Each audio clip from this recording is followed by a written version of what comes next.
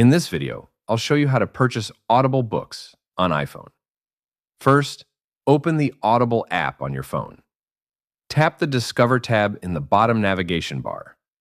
From here, you can browse Audible's catalog by category, or use the search option to find a specific book. In this example, I want to buy The Guide to Going Viral by Brendan Kane. I'll tap the search icon, type the name of the book to search it. From the search results, I will tap the book cover.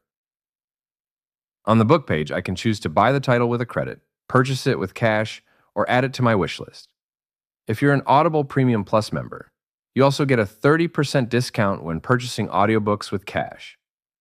Since I already have unused credits in my account, I'll use one credit to purchase the book. After purchasing, the audiobook will appear in the library section of the Audible app. Just tap the book cover to download it to your iPhone and start listening right away. Once downloaded, you can listen offline anytime without an internet connection. If you found this video helpful, make sure to like the video and subscribe for more Audible tips and tutorials.